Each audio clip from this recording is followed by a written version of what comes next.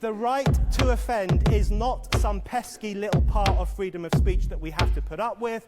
It is the heart and soul and lungs of freedom of speech. It is the coursing lifeblood of human progress. It is the instigator of liberty and modernity and science and understanding.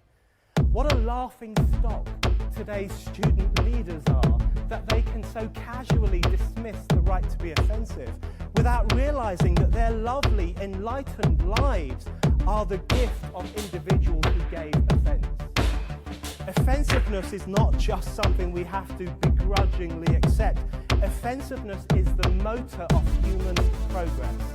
Now broadcasting from the Right to Offend Media Studios in sunny South Florida, bringing you the latest in politics, current events, art, and pop culture. This is the Whitfield Report Live with Sam Whitfield. But giving offense is good. In fact, it's essential.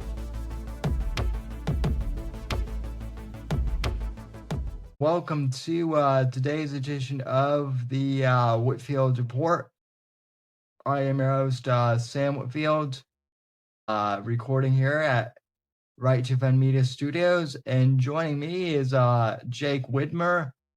Folks, this is a very special episode of the show because not only is today the launch of Night of the Vigilante, as suggested in the title, but it is also the 17th anniversary of the Whitfield Report as a whole. So, which I can hardly believe.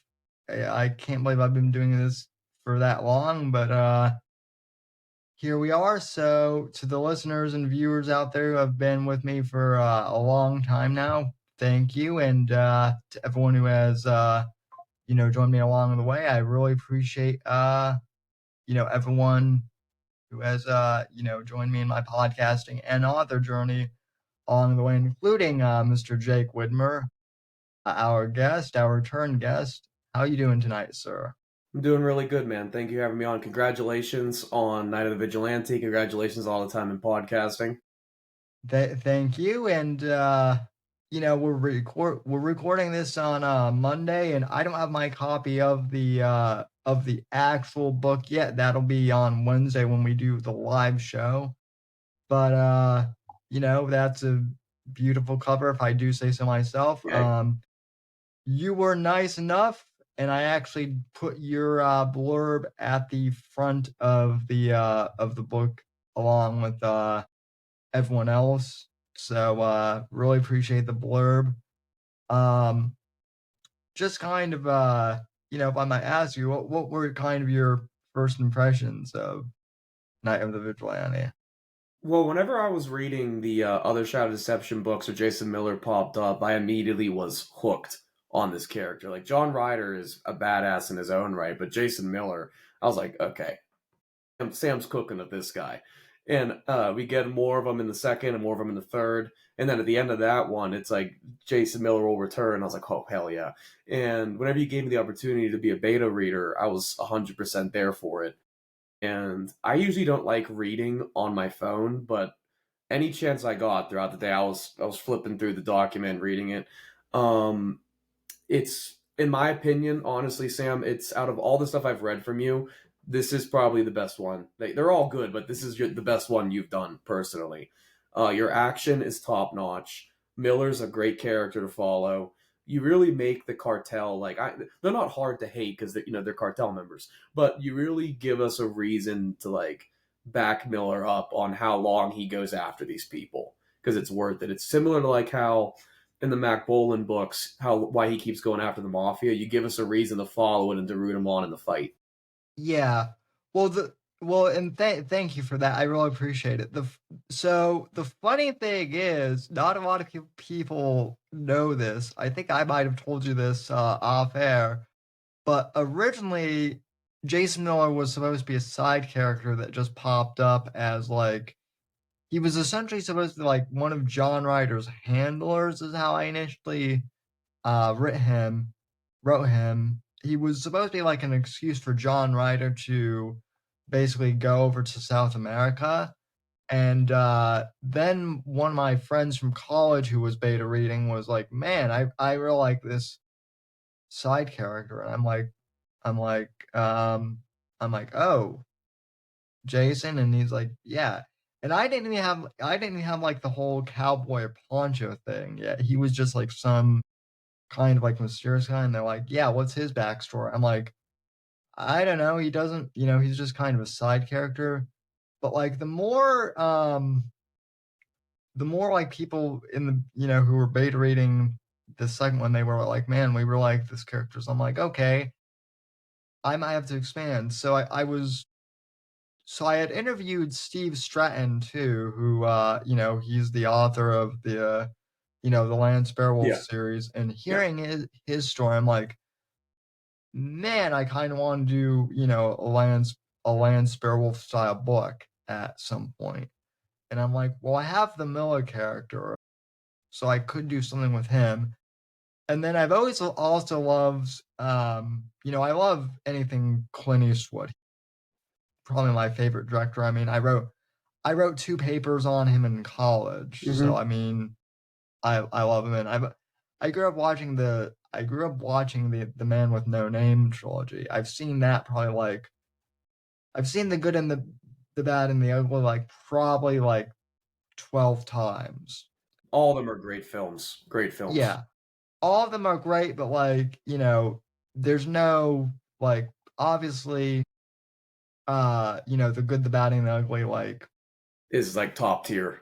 yeah. Yeah. I mean, it's kind of its own thing for a reason. And I remember watching that and being like, I really like this idea of like a man that has like a mysterious past and he goes through like different names. But I'm like, but I'm not sure I want to write like a full blown like old school Western just because like, writing modern fiction and that's like writing current day fiction can be tough enough, and writing time period pieces, like the farther back you go, Oh, the yeah. more difficult it can be, especially like once you have the historical fiction crowd that is actually like, well, actually, Yeah. things Yeah. weren't, you know, this is totally inaccurate because they didn't have this back then. And it's like, okay, well, rather than deal with that, let me I'm just, sure you've had like gun guys come up, like message you like I have, and like something in the books like, oh, you get the slightest thing wrong. And the historical fiction crowd is 10 times worse than that. yeah, oh, yeah, yeah, they are. Yeah, like, and I have had gun guys, and I'm Hmm. like, and they're like, one of them was like, you didn't list the caliber. And I'm like, yeah, I did that on purpose because I'm not a gun guy. So, like, I'm not going to list like a caliber of a weapon I don't know. Hmm. I'm going to admit it if nothing else. But yeah, the historical fiction crowd is like Yeah. way worse. Yeah. It's 10 times above the gun nerd complaints, dude. Trust me. And yeah, so I was like, well, um, you know, I kind of like the idea of, a man with no name, someone who kind of goes under multiple names. And so I'm like, well, what if I were to do like a modern take on the man with no name? And who would that be? Well, that would be Jason Miller. And as people find out at the end of the Dogs of War, Jason Miller is not his actual name. Yeah. Yeah. What is it? Well, you'll have to find out. Yeah. Buy the book.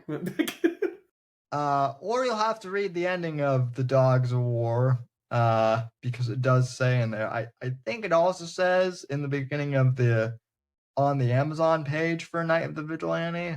But either way, I really enjoyed writing that character. I think one of the things that was kind of like starting was even after interviewing Steve, like I looked up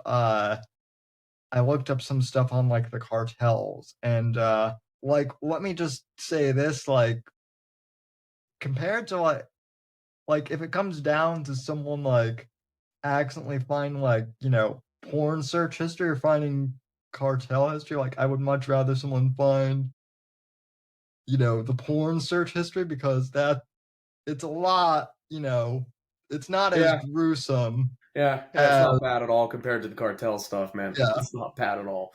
My Oh, search history is screwed for the research for my stuff, looking at the cartel stuff, man. yeah. Okay, you're looking at boobs. Okay, that's just normal guy stuff. Holy crap! What? You're looking at some guy getting his head Decapitated. chopped off. Yeah. Why are you even looking at this? Yeah, like just researching some of the horrific shit that the cartels do to people is, it's not. No, it's horrible.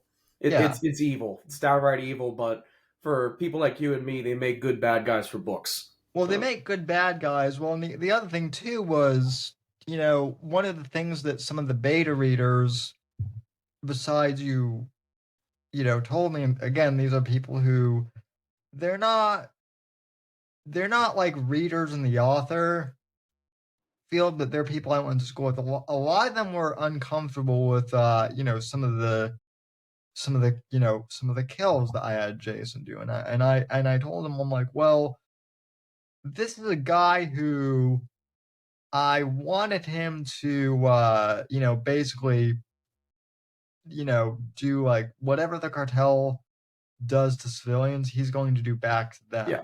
And Yeah. I toned some of the stuff down a bit, if anything, just because, I know Amazon like allows a lot, but even so, there were a few things where I was like, I'm not sure if this would even pass Amazon's. Yeah, there's like I know the kill you're talking about. I personally from this you've read my stuff and people who might be in our inner circles have read my stuff. That doesn't bother me at all. And the fact and like that I love characters like that Yeah. who give the bad guys a taste of their own medicine. I've done it myself in my series, and I think it's just a great send off to a great villain, in my opinion. Yeah, one of the villains, the Mr. Butts character, he does get mentioned in one of the descriptions. I actually based his character off of have you seen any of Better Call Saul? I have not. Okay. Or the well, he's one of the cartel guys from the Breaking Bad series is who I based him off of. Okay. And which, by the way, if you've not seen any of the Breaking Bad stuff, you personally I think would really enjoy. I know I'm gonna get crucified for this. I tried Breaking Bad. It's just not for me. I couldn't get into it. I'm sorry. What was it that because I don't know, man. I don't know. I just couldn't get into it. Like I think it's similar to a bunch of other stuff where like people hyped it up to me so much, and I was expecting like like the gates of heaven to open up or something, and it just wasn't for me personally. Okay, well, yeah, well, fair enough. I mean, I get that because I'm actually, believe it or not, the same way with the like. Honestly, I liked the first season of 1923, but like honestly, this current season that is going on right now, like, Yeah.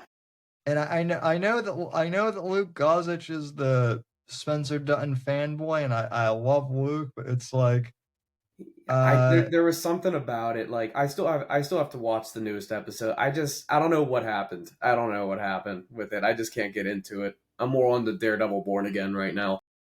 Yeah, even Daredevil Born Again, like the first two episodes I thought were really good. Third episode wasn't bad, but like, I don't know. Yeah, everybody has their different tastes in it. Same thing with like how like people thought you were too violent. People think I'm too violent. That type of stuff.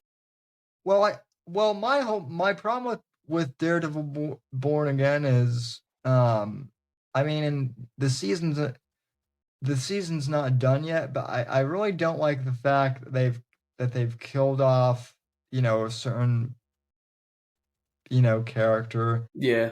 And I don't think they really needed to kill that character off either, especially like so early on in the show.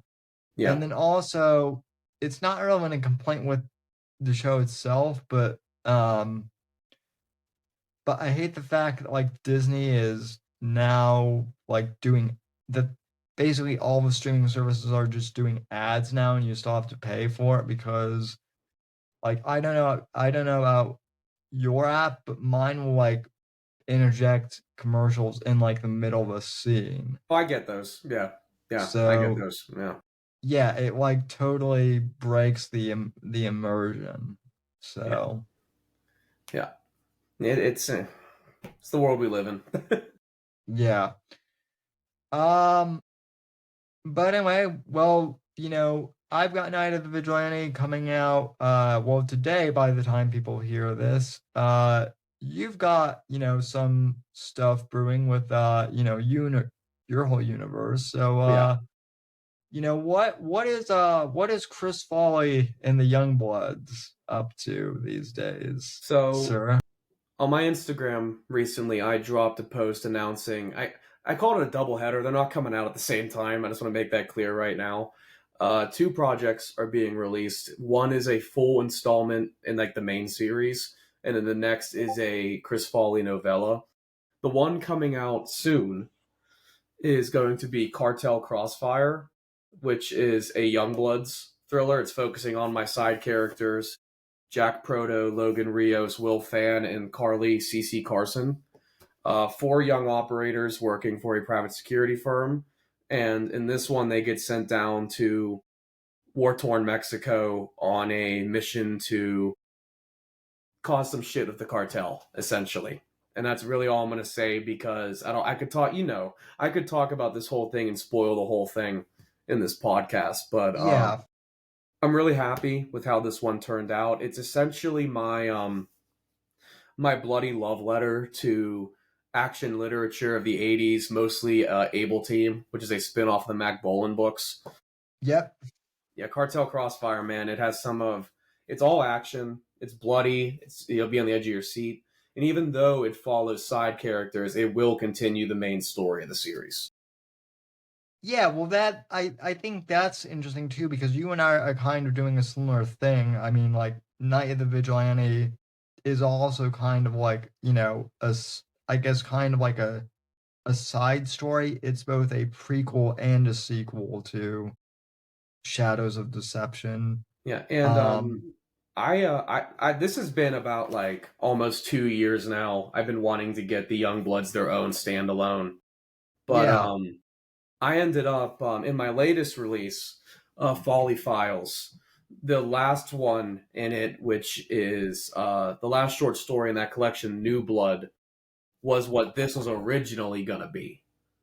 But then I wanted to see how these characters would do on their own. I wanted to know if people would like having a story in this universe without Chris Folly, without his Pittsburgh crew, without any of those characters. And I honestly, from the feedback I've gotten, New Blood is like the best one in that collection. So I decided to continue it on with Cartel Crossfire. And I think it's going to do really well. I think people are going to really enjoy it.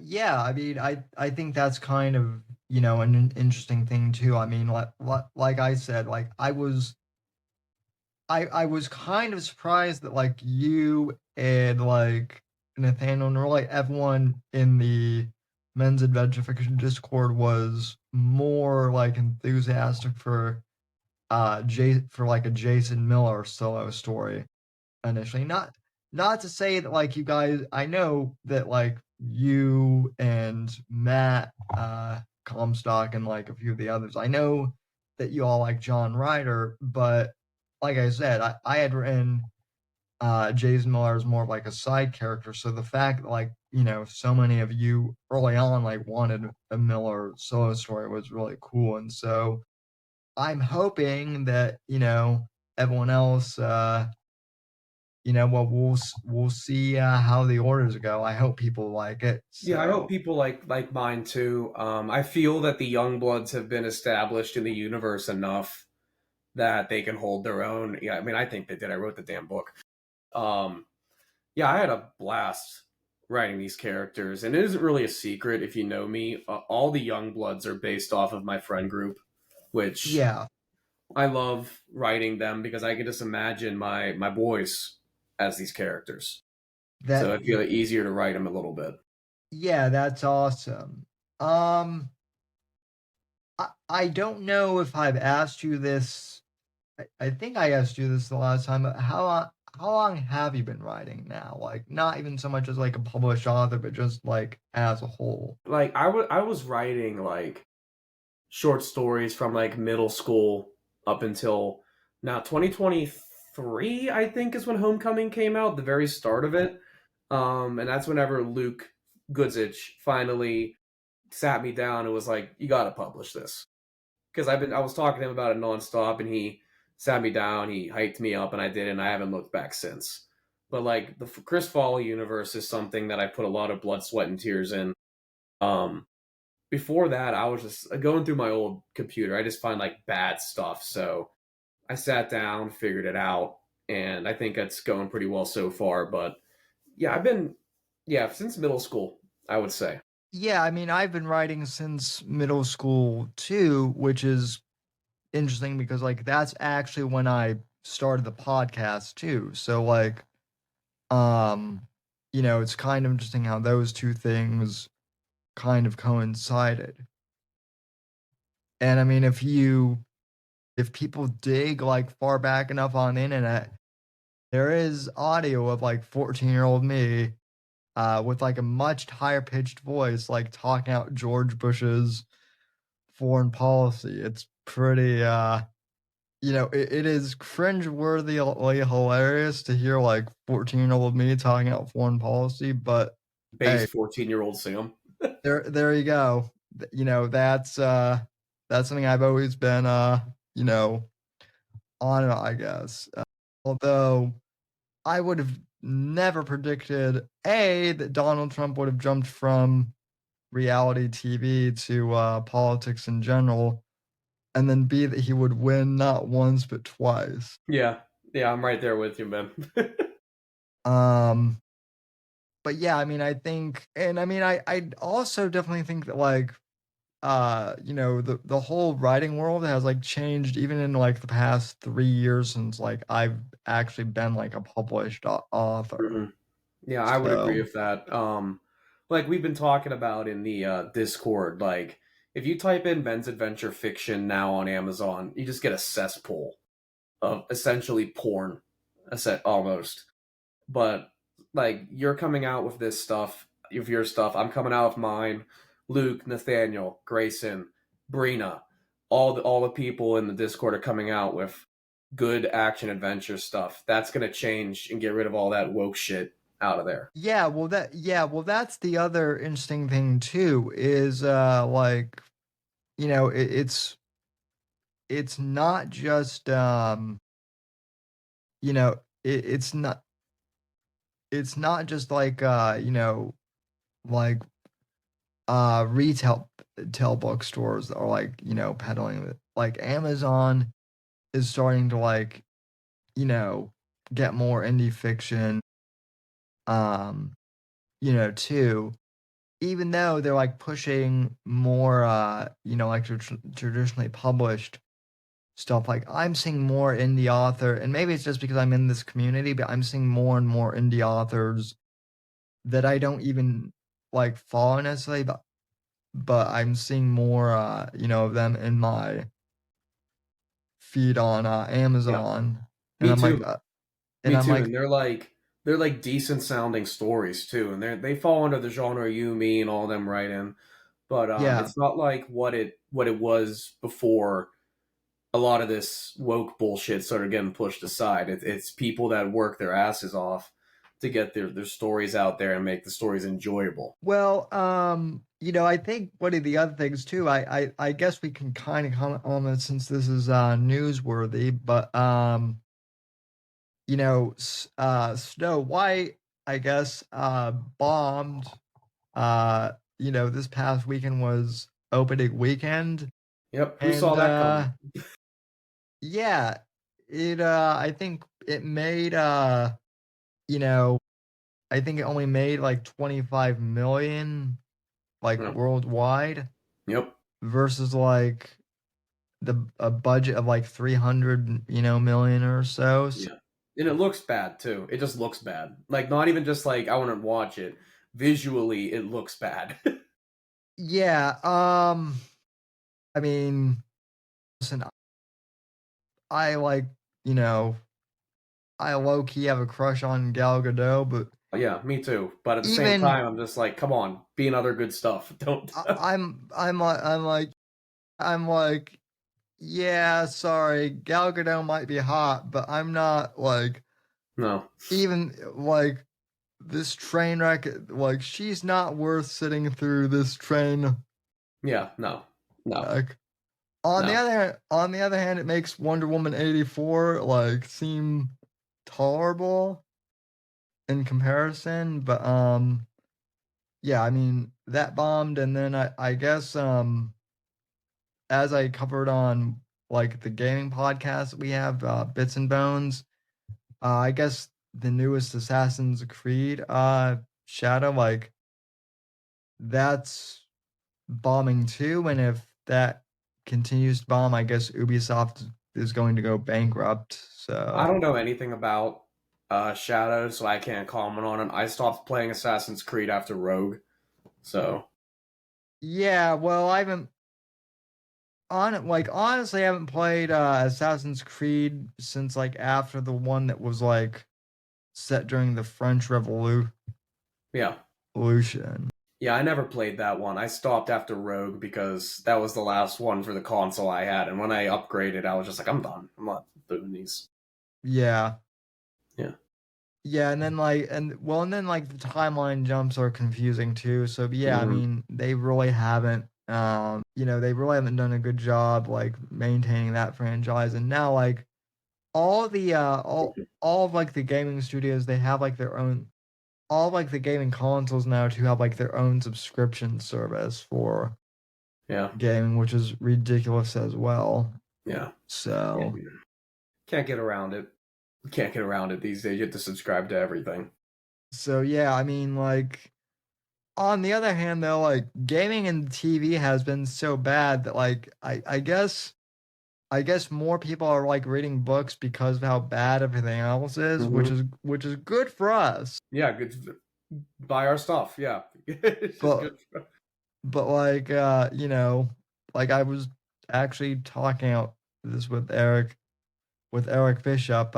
Like he actually tweeted, yeah, that like he loved 1923 season 1, but he can't get into season 2, and then like Yellowstone he stopped watching after season 4.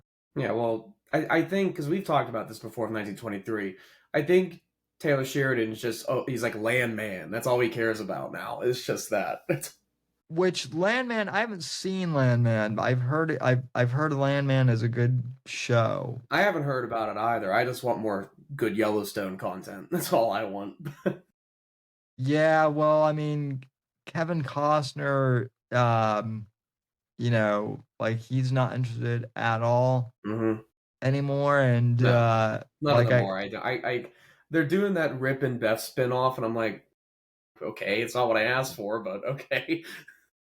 yeah, well, I mean, there's a certain percentage of men are just horny for Kelly Riley, and then Yeah, there are women who I guess are horny for Cole Hauser. yeah. So Yeah, both are completely understandable, but at the same yeah, time, like I can't stand Beth personally. I can't. We've no, talked about this off screen before. I don't think we have to get into it, but I just can't. I liked her, but then it got to the point where I was like, just somebody lock this woman up for God's sake.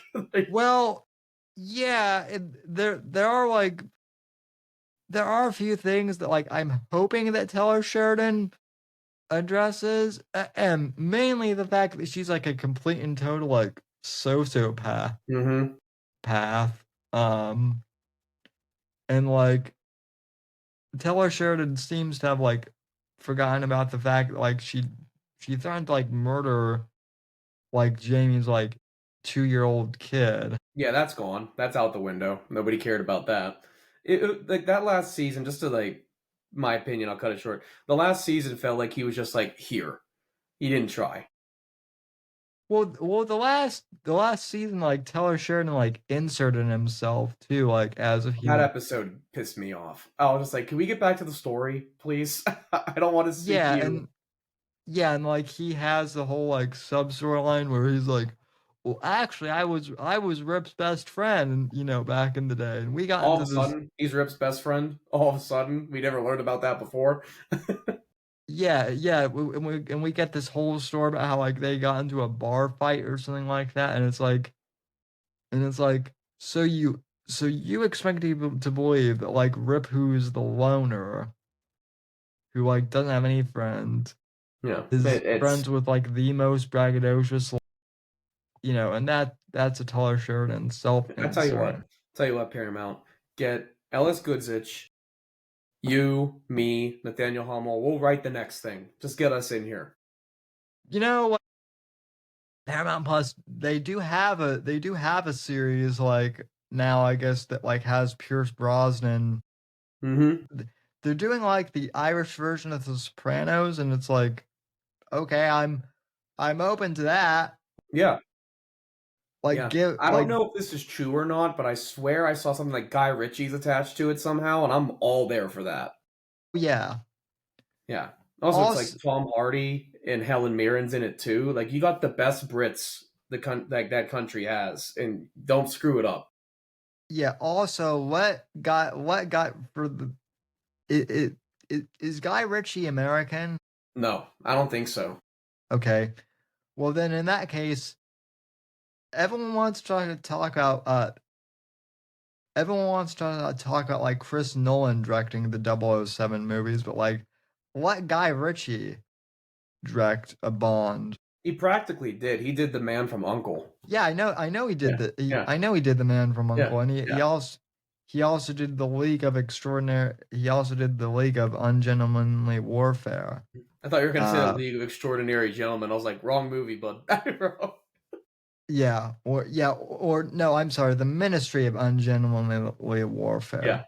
yeah, Um which actually has like a cameo, I guess, from like a young Ian Fleming, which is pretty cool. yeah. It Um is cool. But you were talking about how like a lot of people are going back to books. I feel that like going talking back, you brought up when I started writing. I felt like I started writing the Chris Folly series because I wasn't seeing what I wanted to see on like TV or in books. Like I didn't see the thrillers that I like. And I'm not saying I'm like the second coming or anything, but I sat down to write what I like to read. And I think a lot of authors can say that the same thing that's why they did it too. yeah, that's definitely why I got serious about like writing again, because like basically after, for me, honestly, what like got me motivated to like put John Ryder to like paper and like actually flesh out that whole thing was I had the idea for the character for like a long time. But what really got me motivated was after No Time to Die came out, and Mm, they killed Bond off, yeah. and then they were sitting in limbo for like 2 years, Hmm. and I was like, hey, well, if they're gonna wokeify Bond, which again we don't know for sure that Amazon is going to do that, but based on their track record, I'm not holding my breath. So I was kind of like, okay, well, since the certainty of Bond is unsure, since the future of Bond is like real uncertain, Yeah. I'm just Yeah. kind of going to do my own, American version Yeah. of Yeah. James John Bond. And Ryder's a great character, and I think you nailed it trying to get the Bond vibe on him too. well, thank you. Yeah, and I mean, like the whole thing with the GTO too, with like the muscle car, like my mom actually, she was a gearhead when she was a teenager. So like Hmm. back in like the mid '70s, she had like a black GTO actually. So Nice. that's kind of my nod, my tribute to her, I guess, in the book series. And also I'm like, what American muscle car would be like the equivalent of the Aston Yeah. Martin? Yeah. I'm sure I could have thought of a few other ones, but like the GTO just kind of was like, well, that's a beautiful looking car, so might as well do that. Yeah, So, yeah, yeah, for but sure. But I don't know if you want to backtrack at all, but I brought up the Chris Folly novella I'm doing too. Can I touch on oh, that too? oh yeah, absolutely, Of absolutely. course. So after Crossfire, there's going to be a little gap between the next installment, and to fill that gap, it's going to be a novella or short, whatever you want to call it, called a Yinzer in Philly. And for anybody who's not in the great state of Pennsylvania, Yinzer is somebody who's in Pittsburgh, so don't worry about that. And that this one finds Chris Folly having to go to Philadelphia to visit a old friend from the military, and he finds her dead, and he gets slapped for a murder charge. That's all I'm going to say about it. There's a lot of stuff underlying in it, and this originally started as a excuse me, a prompt for the Men's Adventure Fiction Discord, and I just got hooked with the idea, and now it's going to be another full blown novella. That's how it's funny you say that because like that's how basically my Blood Ties, Mm-hmm. my Mafia short story series basically like came about was Mm-hmm. um the prompt well first like the prompt of like saving a woman from like, at like a bar from like a hostage situation. I basically like did a whole story about like two brothers based on that one, Yeah. that are both in the mafia, and then like the horror, and like the supernatural like, Yeah. short story contest that Luke put on. Like I had my hard boiled detective character like, solve like a murder mystery for that. So yeah, it is interesting how like much Valoric at least has like spawned from just Yeah. like prompts. Well, the first three short stories in the Folly Files, The Babysitter, Wait in the Truck, and Loose Ends, those were all prompts. Yeah. Yeah, Well, which I enjoyed doing, and like it's because of the prompts that the Folly Files became a thing. So if you're a struggling author out there, join the Men's Adventure Fiction Discord. It'll help. yeah, and like, like there have been prompts that like I haven't like I've written and then like I haven't done anything with them and I'm like, well, maybe I could expand upon this later. What do you think, so if I might ask you, what do you think has your biggest improvement been as a writer, and what's something that you still struggle with? So the thing I struggle with the most, and I think I'm still struggling with it, is we've talked about this before. If people in the Discord is my female characters, I feel that I write male characters a lot better. And to fix this, the character and the young blood in this, the newer one, Carly Carson, or Cece as she goes by, she's based off of this one girl in my friend group. And so far, imagining her saying these lines, doing everything, um, it helps me a lot more. I don't know if anybody out there has trouble writing female characters. Try that; it works for me. Besides, I think I got a little bit better this time with CC. I'm not 100% sure yet. People will probably tell me. But improvements, I would say that there's two. One is I'm not afraid to throw action at the reader anymore. If it's going to be an action book, there's going to be action in it. There's still breaks in between, but I feel that like my action in a way doesn't bog it down. It's always continuing the story. There's always ways to improve the characters. Like a lot of the more violent stuff in this book is done by a character called Jack Proto, and when you read it, there it explains a lot of his psyche in this one through it, so it helps character development. And the other improvement is, I hate to swear this, I don't give a fuck what people are going to complain about. If I want to write it in there, I'm going to put it in.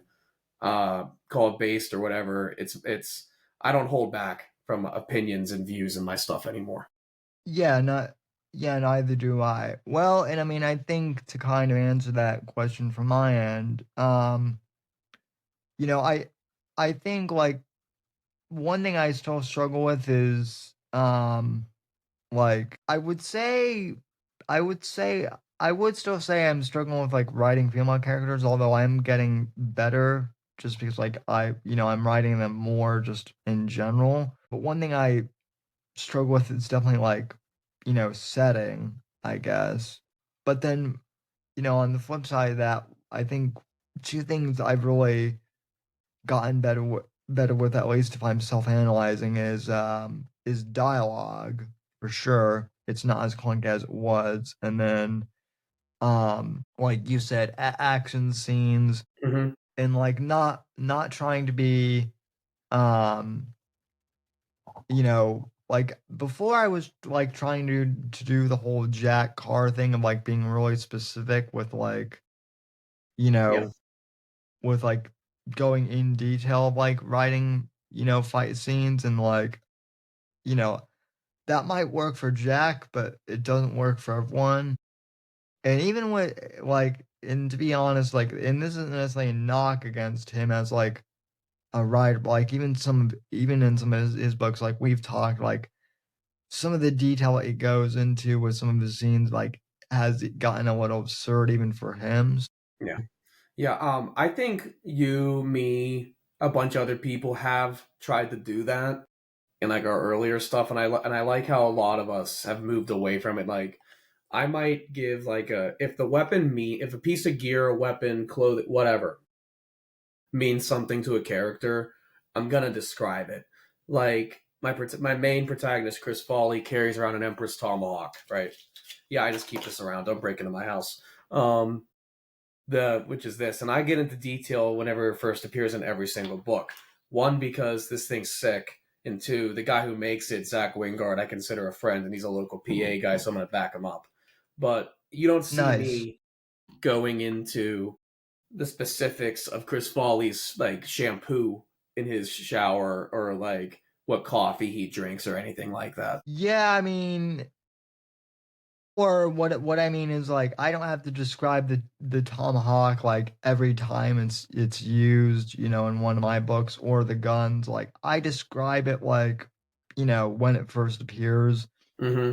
And like I'll even do that with like, John Ryder's like suit jackets, or, stuff Mm-hmm. like that, because, he has like, John Ryder's you know, I mean, he has like the John Wick bulletproof suits too. So I describe that a bit, but like I don't feel the need to like describe every single, you know, detail, um, you know, Yeah, I or don't like think that's always necessary, but like if that's how somebody writes, that's how they write. Like when right. Jack Carr's good with it, he's fantastic. But then there's parts like we talked about it. Like there's parts, especially in his last one, where I get it, I get it. He likes this brand, I get it. Yeah, and I mean, I think like I was trying to do that, and I think it kind of bogged down the writing. The other thing too is like I don't. This is going to sound counterintuitive, but like I'm not necessarily trying to extend the length of my books as much anymore. So like Hmm. my books, so like Night of the Vigilante might not be as long as some of the other ones, but in a sense, there's like more detail in the books because I'm not trying to stretch out for like Yeah, and you're 200 pages. talking about your dialogue and your action. Night of the Vigilante has some of the best action sequences you've done. It's Well, fantastic. well, thank you. Yeah, I mean, a lot of that had to do with like, you know, with like me just writing more like a screenplay for Hmm. how, action scenes were. Yeah. When you're So, writing them, do you ever find yourself like stopping writing and you're just like like figuring out how they would do it? Because I do that all the time. yeah. Oh yeah. Oh yeah, definitely. Well, and so like thank you for asking that too, because like that's one of the other things that like people kind of give me, you know, crap for, because like one of the things that I specifically use Chat GPT for, so I write everything. So my initial rough draft, I write in first, not in first person, but I write everything in present tense Hmm. when I'm writing in the first draft, Hmm. but it doesn't necessarily flow all that well when I write, tending to like, so I write in like first, I write in like present tense when I'm just spitballing, and then basically I put that into Chat GPT and tell it to like write in third person, and then it cleans it up, and then that's when I copy and paste into Word and then make edits. Okay. Yeah. So and Yeah. then once I do that for each of the chapters, so that's kind of my process for each one of the chapters, and then once I do that, I'll take a break and then go off and like write something else or something.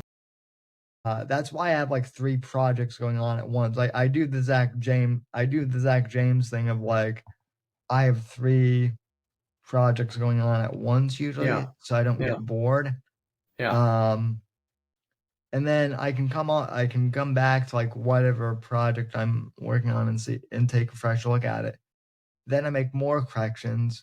And then once I'm happy enough, once I'm like happy enough with how the second draft is, then I'll send it to you and to Matt and to whoever else wants, Max, Morpheus, my co-host, people like that for beta reading. And then it's off to the races. Yeah, So I don't use AI for my writing at all, but the way I do it is this is gonna sound chaotic to some people. When I go to like sit down and start, excuse me, either a Chris Folly or a Youngblood or a novella, like I know what major action sequences I want to have in it. The thing is, in this one, I just got to figure out how to get to those. yeah. That's my side of things. Like I'm like for Cartel Crossfire, okay, I'm starting it off with one, then I got to work my way to the next one, have like the necessary 1 or 2 chapters in between, and then we're back, baby. We're back to the guts and blood flying everywhere. Yeah, that's the same. That's kind of the same thing. Like, the other thing too is like I've got my phone right here, but like I use the notes app on my phone like heavily. Mm-hmm. I'm always jotting down like plot ideas. Every So day, dude. Every day when I'm not home, I get ideas or I can't get to my computer. I'm just writing it down nonstop. yeah. Yeah. So Like I brought up um how like my friends and family think I'm nuts. Like I could be writing, and then all of a sudden, like, oh, Chris Foley. I'm just like trying to like see how he would move with his rifle or something, and there's like nothing around. yeah, all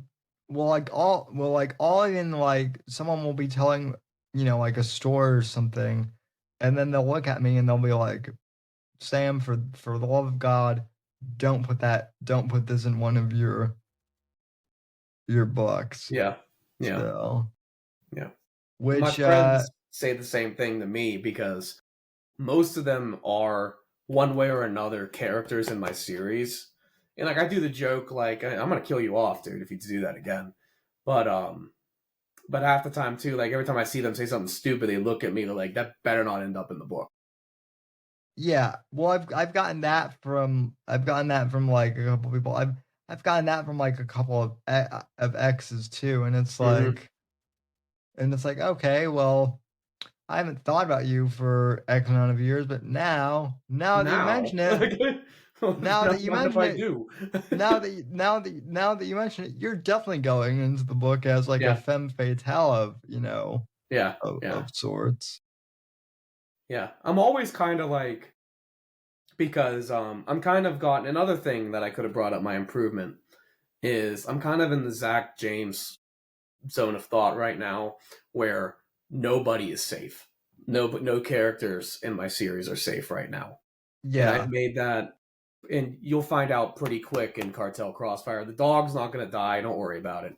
But yeah. That's the funny thing is like nobody cares if like even your main character dies, no, but they the don't care at dog. all. As long as the dog is fine, nobody cares. But yeah, Zach James has been like got me into the mindset. He's like, nobody's safe.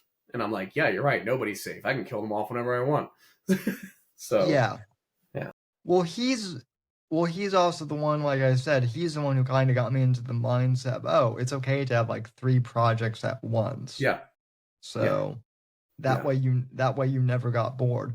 Which is why like I don't know you, but like that's why I used to get writer's block a lot, was because it's not that I dislike anything that I've written, but like, you know, while I was writing like Night of the Vigilante, like there were times where like I got bored of it. So like that's when I go to Blood Ties or to the next John Ryder, or vice versa. Yeah. So Yeah. and the cool thing with Blood Ties too is like, I mean, I guess crime fiction is part of the thriller genre, but it's different from like the espionage genre enough. Oh yeah. And also like, I can say this because because I'm Italian, but like writing Goombas is a lot different than like writing geopolitical, Yeah. thrillers. Yeah. Like Tony Russo isn't concerned about like, what's going on. The economic state of some Middle Eastern country. Yeah, no, he's concerned about, making sure his gambling, dens Yeah. are making money. Yeah, speaking of that, I got a question I want to ask you. Since you and I write kind of like the modern stuff, I'm slowly bringing more espionage into my stuff. How do you feel about bringing like actual real world events into your universe?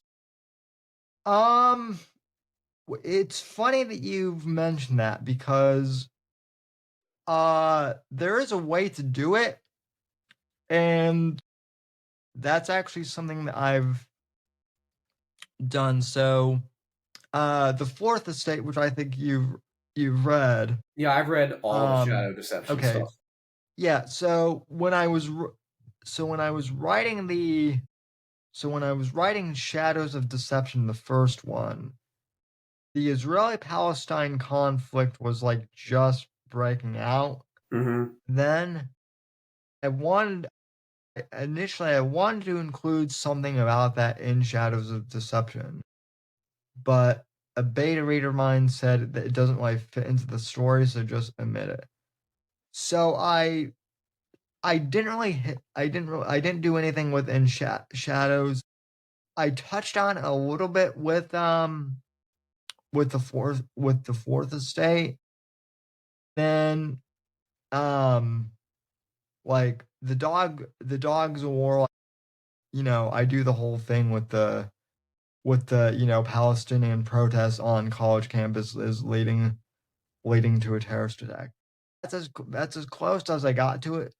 But like my whole thing is like, as far as like writing current events, like there's a way to do it. You have to be careful. Like the one thing I don't like is when main characters like go up against like one of my biggest complaints um is like the Mitch Rapp character, from the Vince Flynn universe.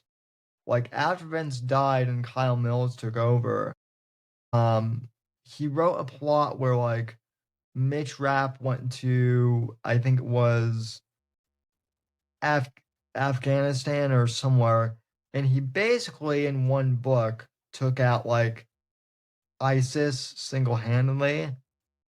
And like, okay, that's like a cool thought, but like, like that's not going to happen. Yeah.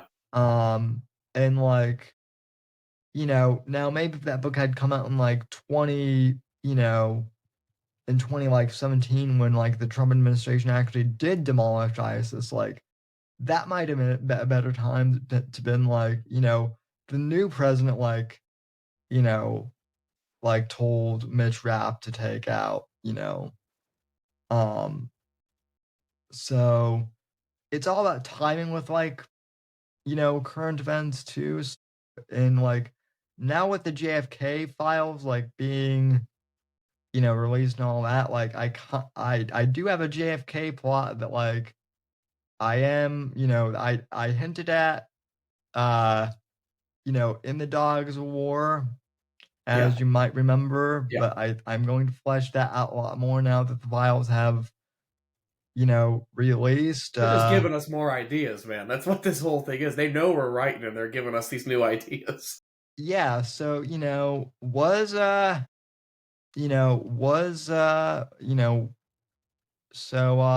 was someone in the fourth estate involved in JFK's assassination? Who knows? You'll have to read Yeah. Sins of the Assassin to Yeah. find out. Yeah. So I agree with how you worded the modern stuff. Before I tell you my theory about it, one thing, and I've talked to Zach James about this again too, is it can easily age your book. yeah, totally. Yeah, totally. But the way I do it is I pick it very carefully. Um, the more prominent one is the COVID-19 pandemic because in my book world, probably because I started writing Homecoming at towards the later end of it, um, Pittsburgh and a lot of the U.S. was hit a lot harder by it. Like crime rose like crazy, so like that's always kind of brought up. Like, but before COVID, it wasn't like this or anything like that. But besides that, yeah, I bring up Ukraine. Yeah, I bring up Israel, but I don't like latch on to it. You know what I mean? Yeah, I mean, like I said, I definitely think, like I said, I think it's something for like characters to like react to events, that are going on around them. Mm-hmm. Like even historically, like John Ryder's father, James Ryder, he gets in the prequel I'm writing, and this isn't too much of a spoiler because this is kind of the premise. He actually gets called in by Reagan right after Reagan's assassination attempt in Mm-hmm. '81 to like figure out what's going on if there's Mm-hmm. actually any Russian involvement. So Yeah. like yeah, I think your characters like can interact with like events that are going on around them without like making the event like a crucial part of the story, if that makes sense. Yeah, and one thing that I like doing, and the one thing I like how you do it, and how a bunch of other newer guys popping up are doing it, is like how like those are like still going on, but we have our own thing. Like I have the Civil War raging in Mexico, you have the Fourth Estate going on. You can bring it up well without having it distract from the threat in your own story. Yeah, well, and then like the other thing too is like the reason I call it the fourth estate is because like, I don't want to call it the deep state because like that's too, that's too broad kind of. And then like, pop culture terms, they also change like so much too, you Yeah. know. So, Yeah, like right now, it's like we talked about is it's the year of the cartel thrillers. I'm doing it, you're doing it, Zach James is doing it. Next year we could be going back to old style Mac Bowl and stuff where it's just mafia. yeah, I mean, like I already have a mafia centered, I have a mafia centered universe. Yeah. So, I'm just talking like in general, like the trends could yeah, all change. yeah. Well, like, well, like one thing that like people have, asked me to do too is like, when are you gonna have John Ryder take on China or something like that? And I'm like, well, like that's a whole like I could do like a whole nother series like, Yeah. you know, regarding that. Like I so Somebody I brought that up to me recently too. Like, why isn't Chris going up against China? Because the good idea fairies hit every author every once in a while, but there's just like so like you have your own universe probably planned out. I have the next like 4 books already planned out. Like yeah, he so do I. like it's a possibility in the future that it could happen, but it's just like a lot of it like we just said, like so many of us have the it's all planned out to an extent. Like we don't want to get distracted from it. The thing with China too, and not to get like too too political, but the thing with China that's always tricky too is, I mean, I don't mean to bring up this racist stereotype, but the CCP at the very least, you know, eh, first off, we should say the CCP is asshole. Fuck the Chinese government. But they're also they're also very sneaky and unpredictable. Yep. And it's that level of unpredictability that makes them really hard to write in the Thrill universe, because you could be writing one thing like about the Taiwanese invasion, one book, you could be in the middle of writing that, and then the next thing you know, it could be, China could be on to something else. Like, like if I really wanted to like do something like super current, I could literally have like the Chinese like, like clone like the AI Athena from my Yeah. book. Yeah. Yeah. Since they're basically doing that with Chat GPT now. Yeah. So um I Yeah, mean, but hell, it's just like faction is it's a pain in the ass to write and to work it yeah. in. Like you get people like Jack Carr, Brad Thor who can do it really well. I'm not that. I don't know really much about a lot of politics. I know the basics. I'm not gonna act like I know what I'm doing and work it into my books. I mean, I have the excuse that like I could do it if I wanted to, but again, like the reason why I don't do it, even being as much of a political nerd as I do, is like Zach says, it dates my, Mm-hmm. you know, it dates your work, and also like, as a semi-retired like political commentator, I like, to kind of quote Ian Fleming, what he said, because he used to be he used to be a journalist, and he said, well, and I can't do a British accent to save Yeah, my no, life, but he pretty much said, well, the reason I started writing James Bond is because I found journalism to be so dreadful that I needed, basically a change. So that's why he started writing, Bond books, and that's kind of why I started writing the John Ryder series. So I still follow politics, I still cover on this show, but like I'm not as much into the loop as I yeah, was. yeah.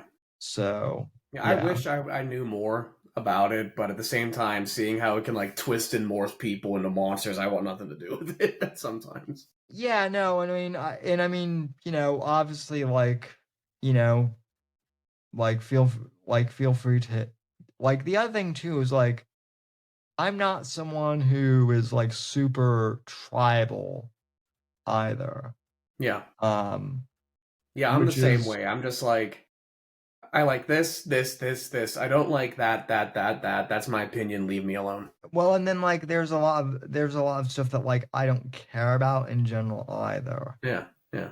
So Yeah, it's like, back to what I was saying about my strong suits. Like, I don't care anymore. Like, you can leave me a bad review on my books. I'm gonna write what I want because so far it's doing a lot better. So well, like to your point though, like, you don't follow politics that much. Like the interesting thing is like a lot of people on the Discord, like I know I am I know I'm kind of the political guy, but like really like I'm not like I kind of pay attention to like the news of the day, but like I don't really have like I don't in like super strong, yeah, um takes. Like the one thing I will say is like I know that like I know that Luke in the Discord at least today was talking about like he's kind of bummed because whenever he tries to do like men's motivation stuff, it gets hit in my Instagram,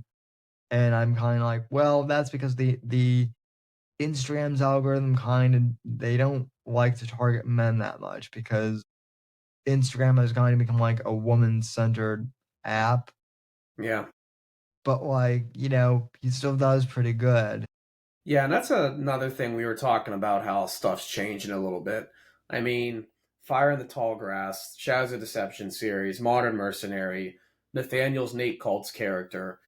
Like all of us have strong male characters in our stuff, right? There's not a lot of that out there anymore. You have to go really looking for it.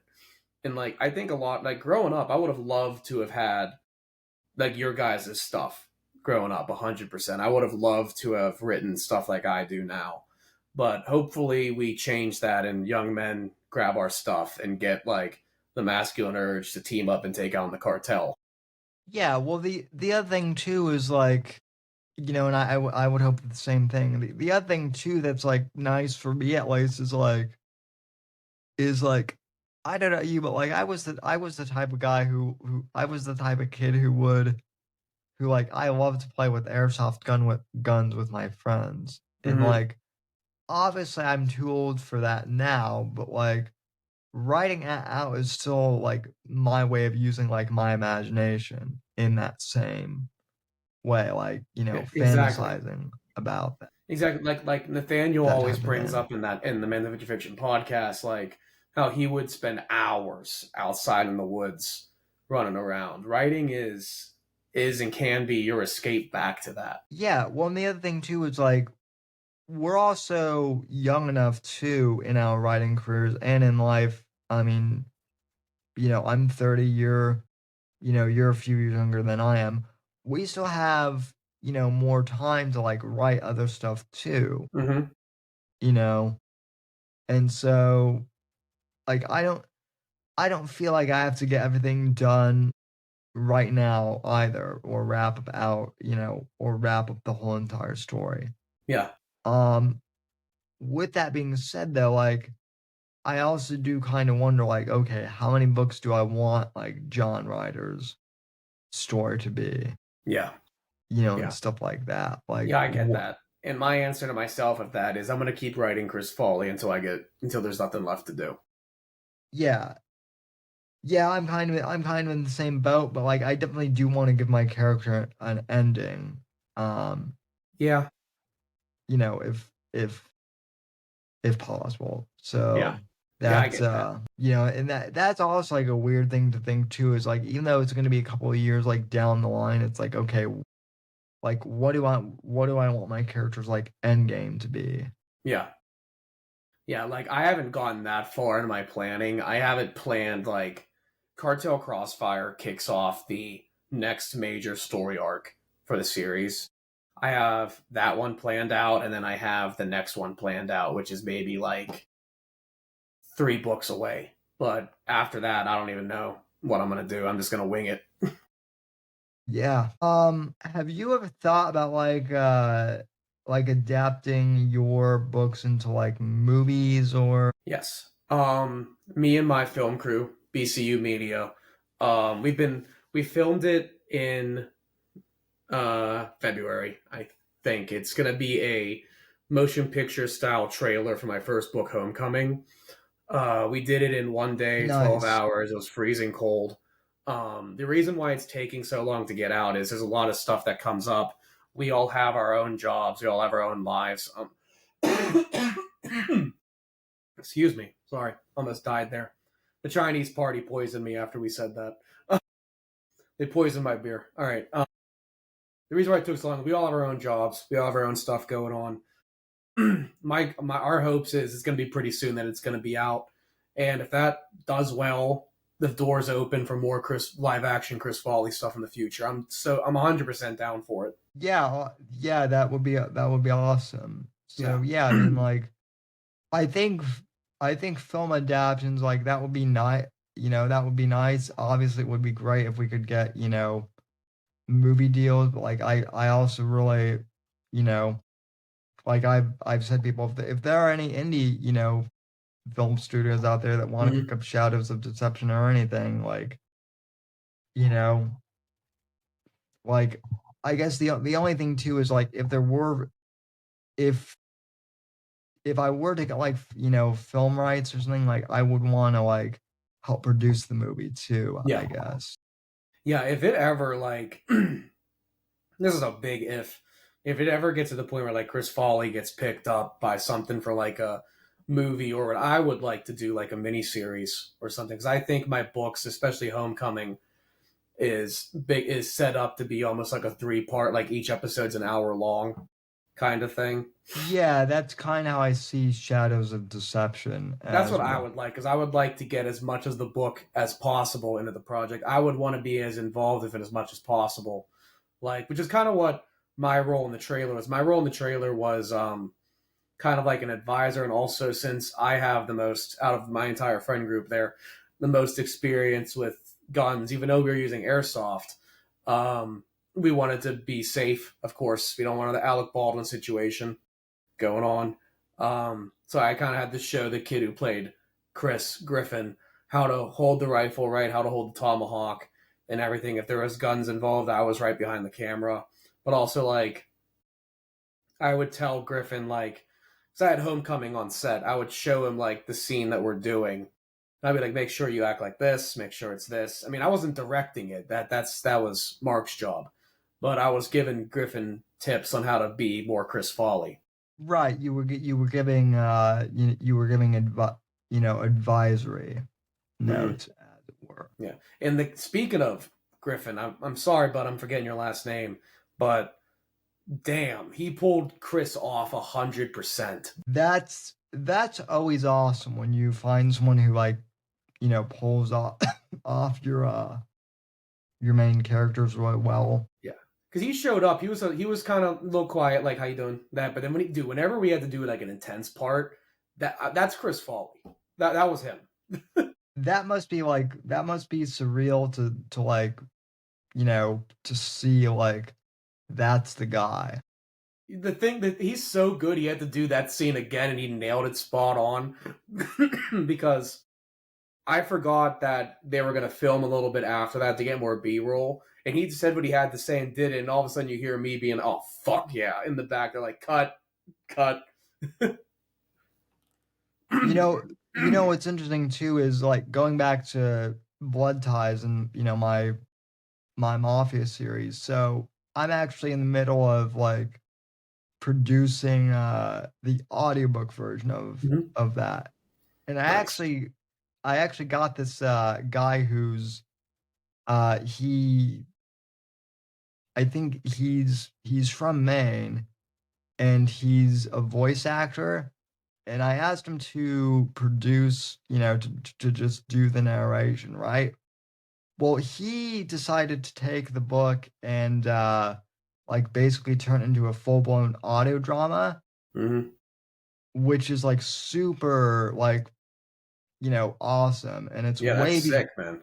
It's way beyond what I asked for, and I can't wait for people to hear it, because, like, it's like a movie that's, like, in your, ears, basically, That's awesome, dude. at this point. But what's also, like, really interesting too is, like, so he's from Maine, and I know they have, like, some accents over there, but I'm like, we're doing, like, these guys are Italians from Brooklyn. Do you think you could do that? And he's like, well, I'll try. And he nailed Mikey Yeah. Russo, and Yeah. then he nailed the brother Tony Russo, who's the gangster. And I like specifically said, like, yeah, like, Mikey's more of, like, like James McCaffrey from Max Payne, and Tony's a little bit more like, I hear him more as, like, a younger Robert De Niro. Yeah, okay. And it's hard to describe it, but he basically nailed it, because he got enough of, like, each of their inflections without, like, trying to do direct impressions. And it's Yeah. like, crap, that's better than, like, what I had imagined these characters sounding like when I was writing the books. Yeah, that's pretty much the way I was too, because I really, like, my crew got the casting in general, like the character, not the whole cast from Homecoming's going to be in this trailer. It's Chris Foley's the main focus, and then we have an actress playing Rachel Mulker for one scene, and for that one scene, she was fantastic too. If we do more of Rachel, I hope we get her back. But like, whenever I first saw him, I was thinking, like, this is either going to be really good or it's going to be really bad. I mean, because these are a lot of them are local acting students, and I don't know how, like, the film group down in Florida is, but in Pittsburgh it's pretty big, and I trusted my crew, BCU, because they have more connections in that than I do. Yeah. So I had my faith in them. My boys didn't let me down. These guys were fantastic. I'm so excited for it to come out. Yeah, well, this guy I'm working with, Mike Allen, like, I guess he's like an acting student, like, from Maine, Like, and I'll have to email him because like I honestly, like, as far as I know, I'm his first voiceover project Okay. too. So like for him to do this amount of production like right out of the gate is like amazing. And Awesome, man. yeah, just like bringing your works to life, whether it be in film or like an audio, book format or whatever, it's always amazing. Mhm. I mean, I So know we're not like BCU Media isn't like chugging out stuff like Veritas is, but which good for them, man. The effort they're having is fantastic, but we're putting a lot of work into this trailer. It's probably going to be one of the best things we've done in recent history. yeah, well, I mean, like you know, I think that's the other thing too, is like I think, is it going to be like Hollywood level stuff? What, it's Maybe, going to be maybe what? not, but like some of the independent stuff these days can actually look better. So Oh yeah, oh yeah. Like we talked last time I was on here, how indie everything, author, film, music, band, whatever, it seems to be the way to go now. yeah, and it's gonna be amazing because I feel like the indie scene really just in like the first 5 years, you know, that I've been in it has grown, and I can't wait to see Yeah. like what the next 5 years. Yeah, I think we're Um, all starting to like get the respect. We're not just like, oh, you're doing your own little side gig. It's like, oh no, this is a creator.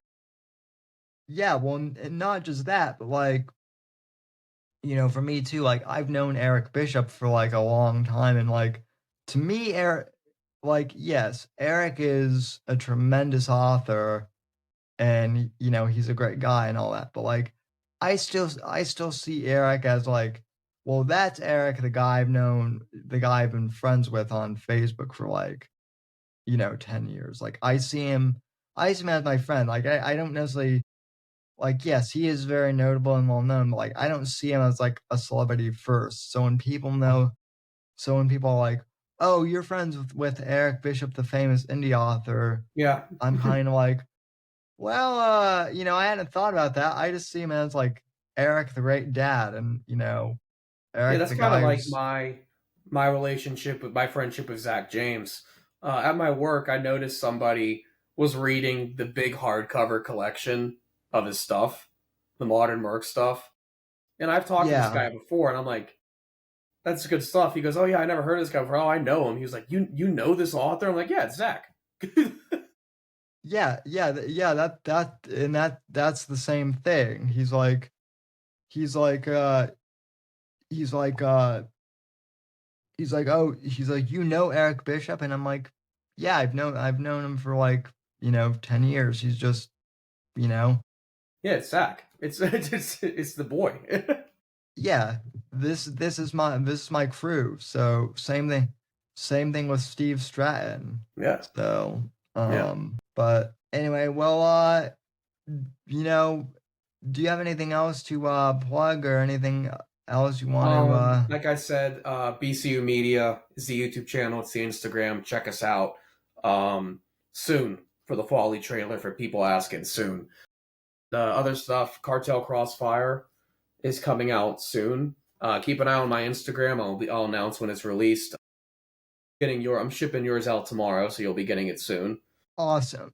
Hope you like Awesome, it. and yeah, I mean, dude, I would love to have you on like again once, you're promoting, once Cartel Crossfire comes out, like to promote your series. Yeah, and then at some point after Crossfire, a Yinzer in Philly will be coming out to fill the gap between the next major installment. That sounds awesome. So, yeah, I mean, well, your whole universe is going pretty well. I think mine is too, and Oh, it is. Yeah, you're killing it, man. well, thank you. And getting your blurb was awesome, and I really appreciate that, and you know happy to call you not only a colleague but a friend as well. Yeah, So of course, man. Congratulations on Night of the Vigilante. Congratulations on your podcast. Thank you for the support you've given me. Thank you for having me on. Oh, no problem. Thank you. And, thanks to the listener for tuning in. And, I realized that we're doing the Monday show on Tuesday, but, that's just how things roll. So, now that the book is out, go ahead and pick up a copy of Night of the Vigilante in paperback, ebook, and audiobook, which, by the way, Jake, I'll be giving you a copy of the audiobook too. And ladies and gentlemen, we'll be live streaming tomorrow, Wednesday night on Rumble for part 2 of the launch event. So tune in for that as well, and we'll be giving away a few copies as well. So stay tuned for that. But anyway, I want to thank Jake Widmer for joining us on the show. And, folks, thanks for supporting me and for supporting this whole indie author endeavor. And we'll talk you down the road, folks. Thanks. The right to offend is not some pesky little part of freedom of speech that we have to put up with. It is the heart and soul and lungs of freedom of speech. It is the coursing lifeblood of human progress. It is the instigator of liberty and modernity and science and understanding. What a laughing stock today's student leaders are, that they can so casually dismiss the right to be offensive without realizing that their lovely, enlightened lives are the gift of individuals who gave offense. Offensiveness is not just something we have to begrudgingly accept. Offensiveness is the motor of human progress. Thank you for watching the Whitfield Report live on the Right to Offend Media Network. Make sure to check out Sam's books on Amazon, Audible, and Kindle. You can follow Sam on X at SamW_NGC and the Right to Offend Media Network at RTO Media. Like, comment, subscribe, and share with your friends. And until next time, God bless, God save this great nation. God, freedom, legacy, in that order.